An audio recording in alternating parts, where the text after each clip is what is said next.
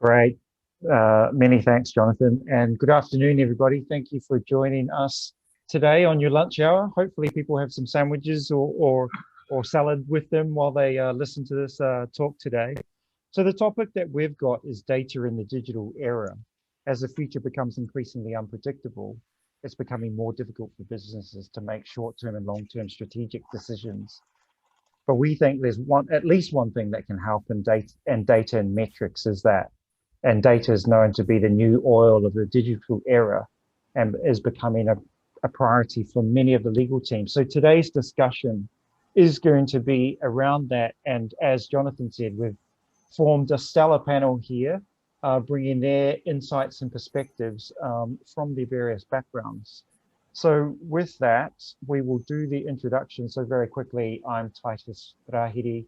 I'm the CEO and founder of Quorum Legal. We're a legal solutions company offering people, process and tech and managed legal services solution to the Asia Pacific market and beyond. And glad that you guys have joined today. So if I can pass over first, maybe Jackie, if you wanted to introduce yourself. Thanks, Titus. I'm Jacqueline Schrader. I work for the Commonwealth Bank of Australia. I'm doing my Sydney job from Hong Kong, having relocated back here last year. I look after the group's group services legal functions. So all of our regulatory litigation, disputes, lawyers, and also our superannuation lawyers. So looking after a number of teams for the group. Great, thanks, Jackie. Grace? Hi there, I'm Grace Chan. I was a director on the board of ACC Hong Kong for a number of years. I have spent the past decade doing both permanent and also contract basis role as a regional sole legal counsel. So I've covered quite a variety of different legal matters, from contract negotiations to more ad hoc support for various business units of organizations. I have served as a sole regional legal counsel in both in two MNCs, both listed and unlisted, and in different industries as well. Great, thanks, Grace. And Ben? Hi everyone, Benjamin Quinlan, CEO and Managing Partner of Quinlan and Associates. We are a strategy consulting firm specializing in the financial services and fintech industries. We do a whole bunch of stuff outside of that, we just never tell people. Outside of my day job, I am the chairman of the Fintech Association of Hong Kong. I've been sitting on the board for coming up 3 years now. I sit on various advisory committees for Hong Kong Science and Technology Park, Trade Development Council, Hong Kong Tourism Board, as well as a bunch of other startups. And my background was an ex-investment banker, UBS and Deutsche, and Oliver Wyman. I love telling people that I used to work at Deutsche because I can say I used to work at a non-profit organization. But that's me in a nutshell. Thanks, Ben. So we have a series of questions, and that was set out in the promo that went around. But I just want to quickly give a big picture of where data sits in the sort of legal ecosystem. As we all know, in current environment, legal teams are heavily stretched with budgets and workload, and legal teams are, needing more and more to defend the value of their output using data and metrics. A study by the GC 350 pointed out that more than 75% of legal departments don't measure the value delivered to the business. So there's a massive opportunity and need for use of data and metrics in the way that we run legal teams. And so with that, maybe we can start, and this is very much a Q&A, and please ask questions through the chat function at the bottom of the screen, and we'll pick those up as we go along. But maybe, Ben, to start with, if you can give us a broad picture of why data is important and why we need to be thinking about it. Sure. Well, we deal with companies and their data strategies all the time. And I think one of the things you said, Titus, was 100% spot on, is data is the language of digital. It really is. People have been saying data is the new gold, and I can guarantee you that's true, but it's also the new pain in the butt if you don't get it right. And it can actually work against you and be an absolute disaster. Fines, penalties, problems, information overload. I'm sure we all suffer from it. And it's not like we sit there today saying, you know what, I want more information put on my desk. The trick is what kind of information you want in front of you. And usually when you think about data, like as a consulting firm, we think about it from a kind of an end-to-end strategy perspective. I just wanted to put up one slide for the audience here.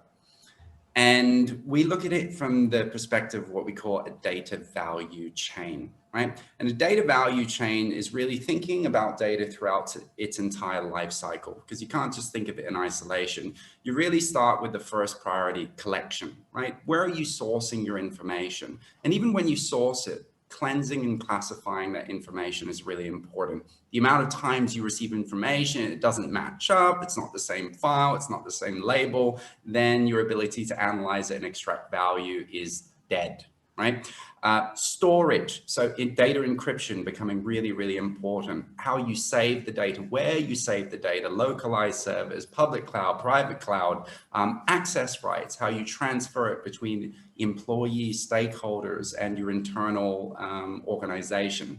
The use of that data. So a lot of data can actually be repurposed and analyzed, right? You can look at the inputs and basically translate that to what does that mean for an output. But in this day and age, and just because we are naturally very visual creatures, it's important to visualize that so you can digest it rapidly. The last thing you want to see is pages and pages and pages of P&L or Excel sheets where you can't make heads or tails of what is going on. And then obviously you need to act on that information. And finally, the reality is a lot of disposal should and must actually be disposed of, especially when it relates to company or personal information of an individual. So that's why when I think about data and how to really look at this in the right way, it should be across the entire life cycle where information is conceived right through to the end of where it's disposed of within an organizational and customer journey. Right. So hopefully that sets the preface. I'm sure that many other people have views on how that has implications for the legal industry in particular. Thanks, Ben. So bringing it back to legal teams, Jackie and Grace, how does one go about starting, to build a data culture within legal teams? Jackie, maybe I'll go to you first. I think as Ben has stepped through, I think as lawyers, we're very familiar with thinking about how we use data, where it's retained, for how long, and increasingly focused on how it's used in legal processes, but don't necessarily think about how the data about us and what we do might be valuable to an organisation and how you might start to measure that. So I think, like many organisations, looking at sort of costs and productivity and not having infinite resources available to us, really, I think the starting point to moving towards a more data-driven culture within a legal team is starting to think about it in that way. So what are we doing? How are we spending our time? How much value does it add? And what could we stop doing? So I think starting to have those conversations across the team and thinking about how our time is spent and how we would measure it, I think is really the first stage in that evolution across the legal function. Great. And Grace, I know you have some methods or systems that you think are important in terms of starting that data journey. That's right. So as Jackie has already pointed out, it's very important to involve the legal team and sit down and have this in a conversation in terms of why do we need to use data to make improvements, and how would data analysis help the legal department. So I think there are a couple of points that we should be focusing on. The first point is to acknowledge the fact that data a data-driven culture, it's not something that's just assigned to a single task force or a department or an individual. It requires buy-in from both the management and also the legal team. So because essentially buy-in is important in order to change the behaviors and practices to support this culture. And it's a matter of, we need to be able to basically say, this is how we're going to do things from now on, and it's better than what it was previously. And it involves, the buy-in is important from management, because obviously they need to invest in various tools and people. And also there are so many people involved, including employees who will be using the data in order to scope or price or manage their work. So in terms of buying, getting a buy-in, I think it's important to achieve this by first justifying how the company or the department will benefit from you using data analysis to make improvements, and especially how it would improve profits, and as well as reducing costs, such as, for example, potential regulatory fines or any lawsuits. So I think it's important to highlight these and use numbers to translate into how the company can benefit from it and monetize it in order to get people's attention and convince them why they need to do it. The other thing I'd just add to that is just at an individual team member level too. In terms of that buy-in, there are actually some real benefits, for an individual lawyer around starting to think about these things a little bit differently, particularly in terms of being able to, at the end of this sort of process, being able to focus on higher value work, being able to potentially stop some of the time-consuming low value work that the teams are grinding through, but potentially doesn't add a lot of value for the organisation. And then what it also does mean is that you're very well positioned, if at the end of a really good consideration of what the team is doing and the value that it adds, can make those right trade-offs and also have a much stronger conversation around resources, having worked through a really sensible process to understand where the value decisions are across the team. Yeah, yes. that's a good point. And so, and we've sort of started to go into this anyway. So how do you build a data strategy within a team? And Ben, I know you've got experiences outside of legal, but I assume that the process for building a data strategy and driving a data strategy is the same regardless of what industry or business you're in. Yeah, I mean, data strategy really, look, at the end of the day, we're all driven, and what Grace said is 100% true, by P&L. I mean, unless you're fundamentally a non-profit that genuinely doesn't want to make a profit. Even not-for-profits need to generate an income and work out how to manage their operations as effectively as possible. That tone from the top and buy-in to actually understand the P&L implications of doing the right things or changing your strategy around data is very important. And a lot of people don't do it because they can't quantify it. They'll be like, what's the ROI of doing this? And then everyone ends up getting lazy, and you go back to the same old garbage and manual processes and things that waste a lot of time, cause a lot of dissatisfaction in people's jobs, and create the same crappy output and insights, and then nothing moves, right? And it's organizational resistance. So if you think about it like a pyramid to get this right, it's all time from the top. So you have to have buy-in from senior management, but the thread across anything through changing mindset and getting data strategy right is to literally embed that cultural mindset change in every person in the organization. There's only two ways to do that, and that's called ownership or accountability. Carrot, stick, right? That's it. There's no other way. And in order to get that right, the three pillars are the governance pillar, how you basically oversee and manage that and enforce it. The incentives part, right? A lot of people don't have any incentives to get this right. So, and then the communication and how that's continually reinforced. And underlining that is all your policies, processes, systems, right? So that's the enabler of it. That's the way I see it, is that kind of structure. Any cultural change and transformation requires that. But when it comes to data, everyone has to be an owner of that in an organization. So that is why tone from the top by itself doesn't matter, because a lot of the data comes from the people at the coalface, and that layers up in different levels. And you have operational data. As you move up in management, they're making tactical decisions, and as you move up, strategic. And if you're not getting that right at each layer, the strategic decisions made at the top level will be awful, and then the operational processes at the bottom level will be horrendous as well. So, and we see it all the time. I see a lot of head nodding going on from the screen I can see, and hopefully the participants are agreeing as well. Grace, anything to add on data strategy? Yes, I agree with what Ben was saying, and I also acknowledge that it's a lot of work to build a strategy. So there's a lot of preparation work, such as first enhancing the skills of the team, so that users and managers can, at a practical level, adapt to new tools. And also, I think from a mindset perspective, we need to balance the use of data with instincts, particularly because we are lawyers in a legal team, so lawyers need some kind of leeway to obviously question what the data means.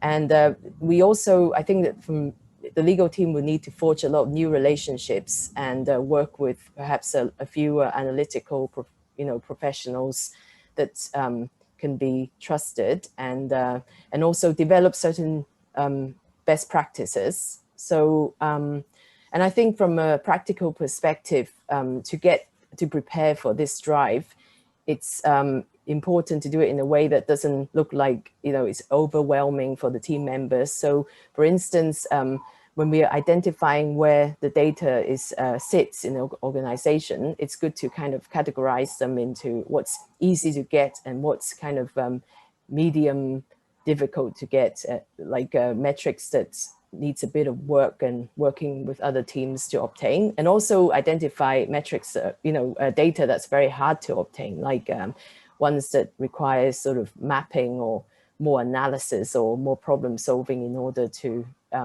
get the required kind of numbers. So, and it's always good to begin with what's readily available and easily obtainable, so we can make a start without people feeling a bit overwhelmed. And I think these are the basic strategies, and we need to make sure, of course, that the data strategy, whatever it is, has to increase productivity, value, and the talents in the legal department. Yeah, great. And maybe some practical examples, Jackie. You lead a large legal team for a large international bank. What are the key kinds of data metrics that you look at, and what's important to you and your team? Yeah, it's an interesting one. If I think back to when I first joined the team 10 or 11 years ago, was back at a time where had the internal lawyers doing timesheets. And if you think about the way that sort of we've evolved our requirements around external spend and how we measure our external providers, I think it's sort of reflective of that in terms of moving much more to a transparent and output-based measure of what the team is doing. So there's a range of measures that we think about in terms of working out how we're allocating our resources internally and externally. And interestingly, they're all actually data points that we had. It's about actually bringing it together to think about it in a sensible way and using that data to make good decisions. So if I think about it, it's at a basic level, it's looking at internal resources and costs versus external resources and cost, particularly over time. So where a team's become more busy over a number of years, actually, what has that mix looked like? Has it changed? Have we made good decisions, or are there things that we might want to shift around? External legal spend, generally, obviously a very important measure, but then thinking about how we get a sense of the value of what's being done internally and externally. So we've got good data around, what are our claims exposures, what's on our litigation register, what are the most important things that we're talking to senior leadership and the board about in terms of the group's legal risk, and how does that map against how we're spending our time and how we're spending money with external providers as well. Obviously, always a sort of customer and reputation overlay across how we think about that. It's never purely, I think, as Grace alluded to earlier, I think that there is some variability around how you would think about this, and there are some more qualitative factors that you do need to factor into decision making around this sort of thing. But really, it's around how do we get great transparency around what people are doing, how they're spending their time, and how does it map against what's of value to the organisation. And then within that mix, how do we make good decisions around internal and external, for instance, costs. Yeah, and I guess one of the fears, if you're looking at productivity or you're looking at how work allocation of teams, is that they feel like they've been looked over by big brother or big sister, and how do you manage that within legal teams? I think for us, it's also very, very intertwined with, what is the operating model that you want for the lawyers in your team? And in particular, how do you see their role? What do you see as their role versus, say, the role of external lawyers? And so I think these things all have to come together in a very coordinated way so that people do understand, yes, there's some cost decisions being made. I think generally from an in-house lawyer's perspective, safe in the knowledge that actually most of the time it's going to be cheaper to insource than outsource. So I think that's probably your starting point. Obviously working from a baseline of having a high-performing sort of strong team that can manage these matters, but really it comes from a place of we want our lawyers to be really driving the legal matters in the group. We want them to be selectively outsourcing and making good decisions so that we're driving the strategy and the risk management around these things. And it's then off that base, how do we make the right cost decisions to support it? So I think it is very important that the team doesn't feel like it's a sort of headcount reduction exercise. And whilst there's always a temptation, I think organisationally, to think about it in that way, it's about making sure you do get that senior stakeholder buy-in to the bigger picture of you might be able to reduce the legal budget, but actually the cost to the group could increase by some multiple by taking out too many internal lawyers and outsourcing too much work. Plus, you do lose the control and the coordination. Ben, anything to add there? Look, at the end of the day, one thing as a strategy consultant that I can empathize with lawyers is we bill for our time.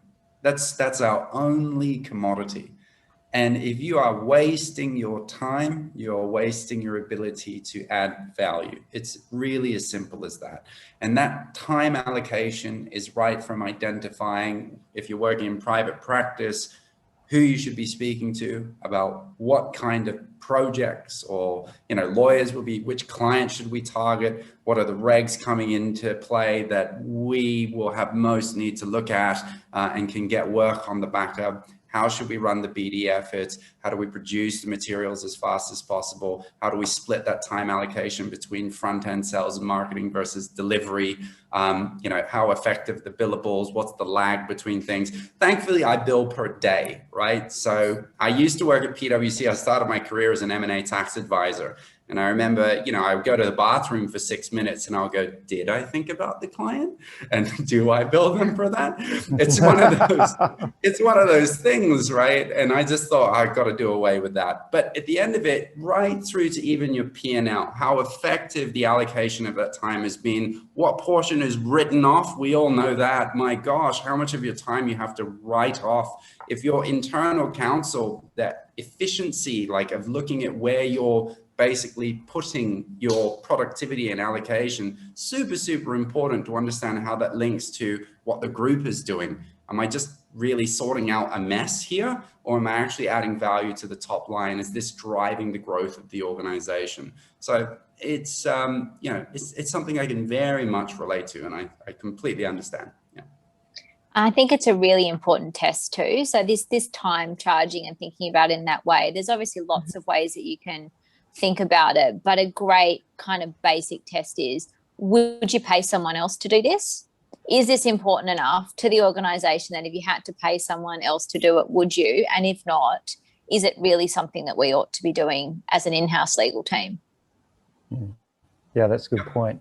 Even one of the things, sorry, I'm sorry to go on, but just one of the things, even let's take it in-house or private practice, but like something I would love to see lawyers do more is if they're going out even to pitch for business or pitch for working on something internally and why it's important, is to reconcile use case data, ideas and numbers from other things happening. So if we don't get this right, this is the list of fines that all the other companies got, right? So you're worried about billing $2 million on this, but if based on our exposure and risk and so on, this is a 100 million risk for us. Do you really want to take that, right? So it's kind of the using external data and other data points to inform the buy-in for the things that you want to do, either way, if you're selling as a lawyer or if you're working in-house as a lawyer, for where you're going to get most bang for your buck in terms of allocation.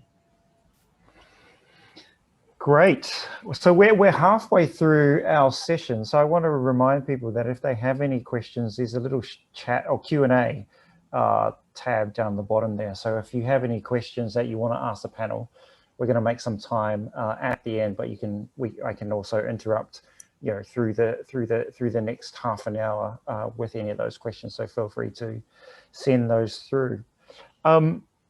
Moving on to the next question, and I think, you know, the basis of this presentation is the importance of data and getting that across, you know, giving some tips and insights as to where to start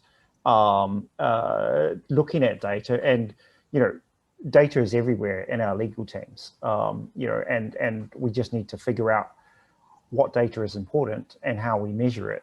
So what are some useful tools and technologies that you guys have come across for measuring data? You know, and I also caution to add that, you know, there's tools and technologies, but actually there's a whole lot of things that we have already within our email systems, within our Microsoft suite of tools, etc. But I'm interested to hear from the panel what tools that you have come across or have used. In terms of tools that I've actually come across or have heard about, there are quite a few on the market at a practical level. So I think the Excel file, which we are all very much aware of, that's a tool that handles a very large volume of data, as long as we know how to use it and get the outputs we want from it. So there's also the Tableau, which you know, which can be used to prepare data in a more user-friendly way. And then, of course, there's the SaaS, the sort of software that you can purchase as a service. And there's a lot of analytical and manipulation that can be done using these software. So these are the basic ones I've come across. But at the end of the day, I think it's important before buying anything to take into account the scope of what you're trying to do, and also the infrastructure limitations of your organization or department, and economic feasibility of the context is important to consider. So we need to consider these things and kind of do a report on it. And then I think the suitable tools should be something that would come out of that report. If I think about it also in terms of some of the legal tools that we would already have in many in-house legal teams, although potentially not all, you know, actually basic things like your document management system, your matter management system, very important tools just to drive efficiency across the team, coordination, but also to give that visibility around what people are doing and what the team is spending their time on. And then there's a few other things that we use to really sort of extract some meaningful data. So one is the reporting that we get from our external legal panel firms. So we've got some very helpful performance reporting that we ask them to provide to us on a quarterly basis, which helps us really get a good sense of what work is going to them across the whole group, what business units are they working with, what's the value, what types of matters are they, and then some really important sort of financial metrics like, you know, how often does this firm give a quote for a matter and then exceed it, and then by how much. So you can then actually get some rich data around, you know, how do our firms stack up against each other, how much are we spending and where, and then making sure we're really extracting value from those sort of panel arrangements, and also some of the basic hygiene factors, like through that reporting, making sure we're actually getting billed in accordance with the terms that we'd negotiated and some of those things, which I think is really helpful and actually something that we don't actually have to spend time doing, but is a very meaningful tool for us as a legal function, and that factors into those decisions around, what do we do internally, externally, and where does it go. I think one of the other tools that we're starting to use a lot more, or certainly have in the last couple of years, is actually Teams. So I think, traditionally I would have received, a weekly or a monthly, report from each of my teams around what are the things that are coming up this week, what are the things that I might need to kind of know about. And we've certainly tried to move away from that. That sort of reporting is actually not a good use of team members' time, actually, and far more valuable for me to have the teams operating, with a virtual huddle, a virtual VMB, visual management board, and having huddles a couple of times a week, which I think brings some really important benefits, complete transparency for me and for everyone in the team around who's doing what, where's it up to, who might need some help, actually, and who might have some capacity. Very helpful for transparency, but also very helpful in terms of starting to sort of take that next step as well and think about what are are there common processes, are there common practices across the team, and then starting to move much more down almost a workflow management path around how do we standardize things, how can we do them more efficiently and more consistently across each of the teams. Very important from a general risk management perspective, but obviously some efficiency and productivity benefits across the team as well. So really trying to move to a less sort of siloed approach where each lawyer is doing their own thing, to a much more transparent team-based approach where you can see what's happening across the teams. Yeah, and that's something that, sorry, Ben, I'll just go quickly and pass it over to you. The one thing that we've seen as we do our legal management consulting for legal teams is there's an urgency to rush for legal tech tools without understanding the pain points and doing the process mapping and understanding, where the gaps are in existing processes. And so, a word of caution that you want the big shiny tech thing, but actually there's a lot of work that teams should do before that, so that they make an informed decision around the most appropriate tech tool. And it may come out that a tech tool is not right for now, but later on. And in the work that we do, we're tech agnostic. We always right size, do the process mapping, understanding where the pain points are and the challenges, and looking at the optimization of processes, and then co-design, co-choose with our clients, the right tech tool available. And there's a lot around. And from to Jackie's point, the contract management, the matter management, the document management are all the key pain points of legal teams right now. And there's tools like HiQ, there's tools like Plexus, LawView in the market, and they help, but they don't come cheaply, right? So you've got to make sure that you understand where the pain points are and the challenges you need to solve for before you go to the tech. Ben, with that. Really good points, Titus, Jackie, and Grace, all things that sing to me. Look, I can tell you about all this stuff that's happening in fintech and how tech has made things so much easier. Like, let's look at the virtual banks that just opened up, right? Natural language processing, optical character recognition, facial recognition, eKYC, and fraud checks. So you're literally setting up a bank account by taking a selfie, taking a photo of your ID, and taking a photo of your address proof. And voila, in 3 minutes, you've got your bank account set up. Now, you can imagine what that would have taken you to do in the past. And I remember when I set up my corporate and commercial banking account with HSBC, and they had to KYC me. And I'm like, but I'm already a customer of HSBC. So if you don't trust your other department that's KYC'd me, then I'm really concerned here, right? So, but when it comes down to it, and the point you mentioned is 100% correct, Titus, the amount of conversations I've gone in with CEOs and they go, do you know a tool or an app that does this? And I just shake my head and say, this is not the right way to think about it, because tech is just an enabler. And 90% of every company's problem is shitty processes, really poorly thought out processes that go back to the incentives, governance, comms, all of the things that drive the right ownership and accountability. I'll give you a very specific example. I did a strategy for a bank that was saying, we want to replace our CRM tool. It is garbage. And I asked them, okay, so this is the tool that your relationship managers use, and they plug in their core reports and say what happened and so on. Now I said, what is your KPIs around the RMs using this tool? 20 core reports a month. And I know straight away you've got a pure input-based KPI. Can you give me access to your core logs and records? And you'd see the 29th, 30th, and 31st of each month, the call records would spike up, so people would hit their targets, and I would go in and it would say, met Bill for coffee, had lunch with Jane, and I would say, what a bunch of garbage, what a bunch of useless crap that's going in this system that you're paying for because of the data cost and you're getting no value from.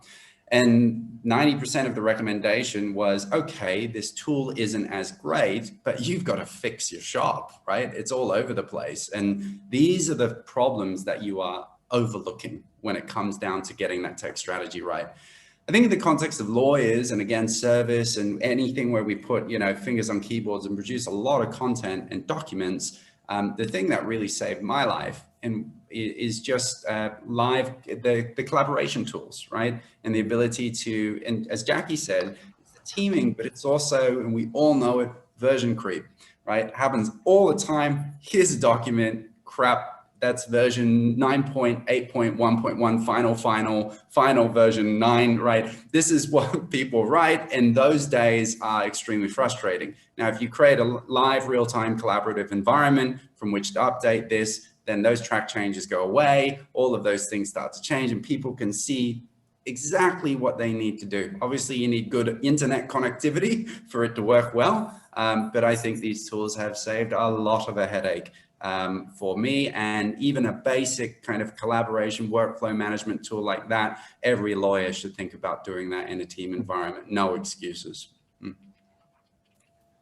Yeah, I tend to agree with Ben. I think the essential point you made here is that technology is not necessarily the answer, and that is simply one of the enablers of a department's operating model.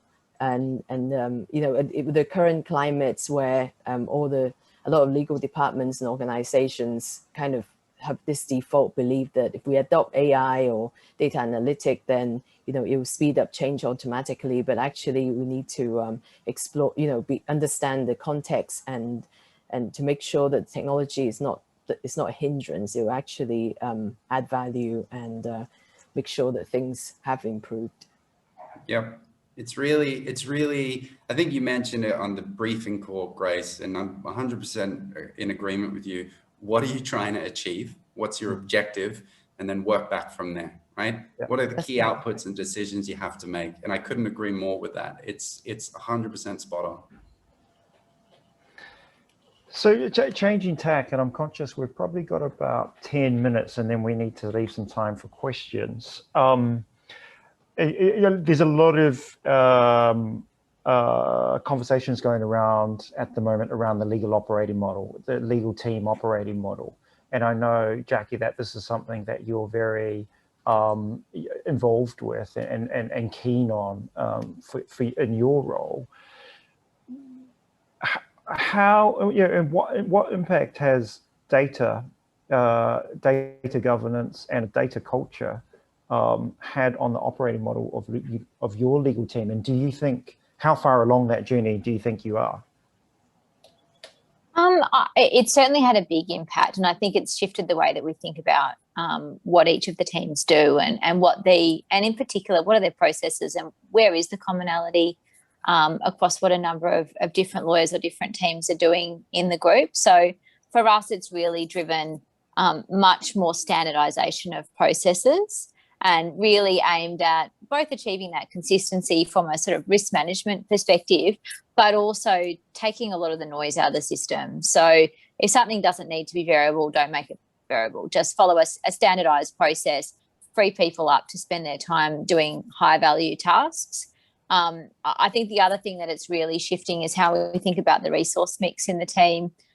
We have historically had a very senior, top-heavy team, and I think that as we think about where we would add resources, it's definitely around project managers, actually, which I think is quite a different way of thinking about it from a legal function perspective. But actually, there's a whole lot of things that our lawyers are doing that are not legal work, and actually someone else might be better placed to do.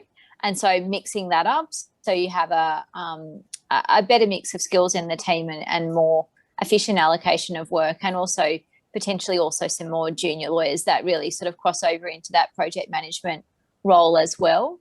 And what it also drives very effectively is, again, very connected to this standardization and consistency of models, because where you do have those common resources, working with a number of people and a number of projects, it automatically starts to drive that consistency in the way that people are approaching things. So I think we found that's probably the biggest shift.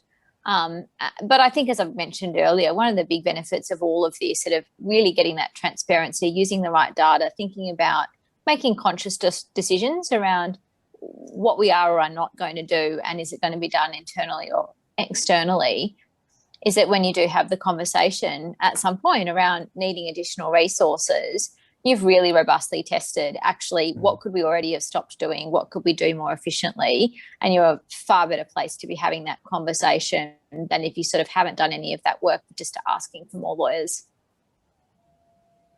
Grace, do you have any thoughts on the operating models of legal teams?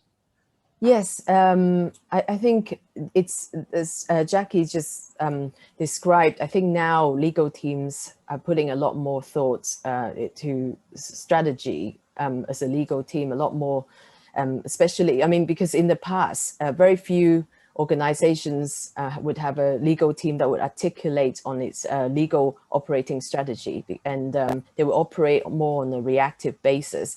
But now that we have, if you've introduced data and data analysis, this has actually, pushed the legal department to define its strategy more, and using data to back up, its goals and objectives. So, so that's really my comment on this point in terms of the impact on operating model. And a shameless plug here. So Quorum Legal is doing some work on legal operating models. So we do have a white paper coming out. So we'll look out for that. So that will become available in a short time. And also I know that Quinlan Associates are also doing a white paper potentially on data, right, Ben? That felt better. It wasn't shameless. It was done by you. Yeah, we've got a lot of stuff coming out around this space, so do keep eyes peeled. And I do teach, I'm an adjunct professor at a business school, so I teach big data analytics and fintech and all of these topics in a lot of detail. So yeah, hopefully some of those insights we can share to the market and be of value to the readers. So in terms of just last question before we open to the guests on the panel, the audience on the panel, 3 main takeaways, your learnings or your sort of imparting of wisdom to those who have joined this webinar, in terms of driving culture of data, where data is at the center of decision making, or otherwise where to start. What 3 things, 3 takeaways would you share? Jackie, I'm going to start with you. So I think the first one that's mentioned a few times today is you've got to bring the team with you. They've got to buy into this up front, or it can feel like a really threatening kind of review of what they're doing, and actually making sure people understand the big picture of that there can be some value to them, and it's just around making good decisions. I think that the second one would be that transparency is probably the first step in my mind. So having a really good view, however you get it, of what your team is doing. And that is just the first step to a number of these decisions that you need to make, and that you can then wash against a whole range of other data sources that we've talked about today. And my third takeaway is a little tangential, but I think as a legal function, one of the things that increasingly we're being expected to think about and have a good answer to is actually, what is the legal team doing with the organisation's data? And so going back to the value chain that Ben talked about initially, if we think about all of our litigation, regulatory actions, M&A transactions that we would manage across the group, there's a huge volume of data that's going out to third parties. And so it is something we increasingly focus on in terms of where is it? How do we access it? Do we need to pull it back at some point, or are we going to leave it there? And then thinking about one step further, then we've done these security assessments for our panel firms, so that's all great, but actually they use a whole range of third parties, and so we need to be thinking about that much more than I think we have historically, and there's a real expectation that I think the legal function has got that under control and has thought about it. Great, thanks, Jackie. Ben? In my view, like getting this right is just getting the right data to the right people at the right time. You know, that's really what it's about. That's primary one, and I'm primary pillar. I've shown you a couple of the ideas around how to think through data strategy. It is all encompassing, and you should go through all of those steps and map that out and think through all of those items. But right data, right people, right time, number one. Secondly is beyond what you do in your legal departments, think about the organizational data strategy as a whole. Because the one thing where data absolutely falls to pieces is if there's poor interoperability and interconnectivity between the various points of an organization. So you may have your house in order, you may have your department in order, but it's only as strong as the feeds and the plugs and the things that come into you, and your ability to push that back out to the right people with the right information at the right time, right? It's all interconnected. And especially the larger the organization you are, data strategy must be done at the very top of house across everything. And you must look at it like a spider web of how is this going to work, right? And it seems really daunting, which is why a lot of people don't do it and get really frightened by the concept and just try and do one thing at a time. But you end up with so many issues around interoperability, no one golden source of truth, and people not trusting the information in an organization, which brings me to number 3, which is hire a strategy consultant. So yeah. Thanks, Ben. No shame there. Grace? Learn it from you, Titus. Yeah, I think that my first one would be, we mentioned about operating model. So we need to actually go back to basics and look at what is the operating model. And then from there, we can then see how, what kind of goals and objectives the legal department has. And then from there, we'll look at, what data do we have, where are they, and what should we do with it to analyze the results we need in order to make an improvement on our performance. And then the second point would be that I think we need to think about, we need to try and optimize the way the data can, support a lot of the department's initiatives within the organization. So things like, I think data can help the legal department convince the management in terms of, increasing headcounts or the need to increase budget in order to improve, say, in order to reduce the number of complaints or claims, and also increase possibly, I mentioned budget, but also that includes perhaps some external spending from a tech perspective. And I think the last point would be, given that the legal function also look after information privacy and information security issues as well, often in conjunction with the information security department. While we map out these, operating models and also, the data flows, we need to make sure that when accessing data in order to use it and analyze it for data analytical purposes, that we do comply with the relevant legislation, including GDPR, that's applicable. And the principles should be observed, like minimization, and access should be more on a need-to-know basis, and data needs to be destroyed or deleted after a certain period of time. So that's more to do with legal compliance, but it impacts data as well. Great, thanks. Just Sorry, Titus, the final 2 cents. The reality is the in-house legal departments here, I would imagine, would be doing a lot of firefighting and dealing with a lot of problems across organizations. That's just a natural part of being in-house. I used to be in-house strategy.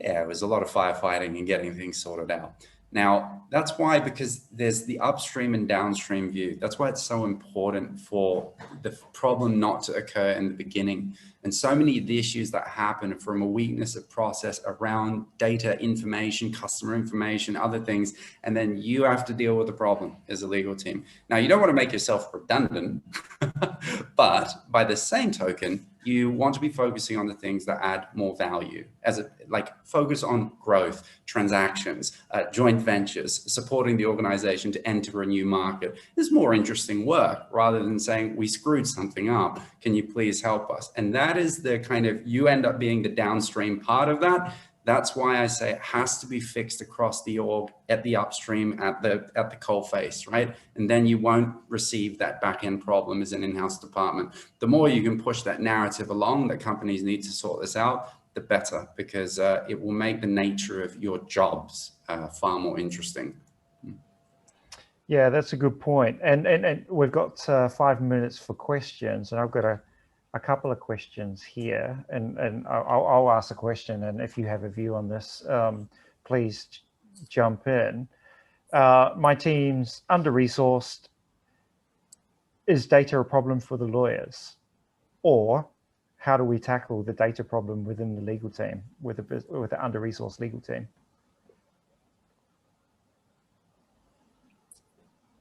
I think step one is, I think, as we've talked about today, is understanding, even within an under-resourced legal team, what is everyone doing? And actually, if there's not an option to add headcount, how do you understand actually what you can stop doing, and have a sensible engagement with the business around some of those risk decisions? And I think having the data enables you to engage on that meaningfully. And whether your resources are going up or down, choices need to be made.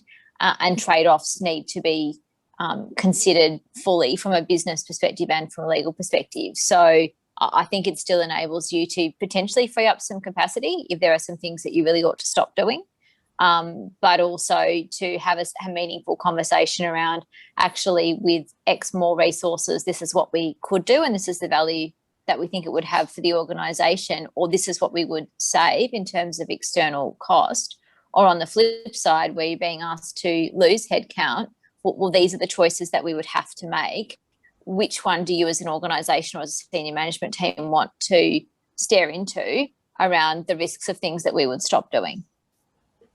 Spot on. My 2 cents, I've never met anyone in a service industry that says we're over-resourced or I've got too many people in my team. Doesn't happen.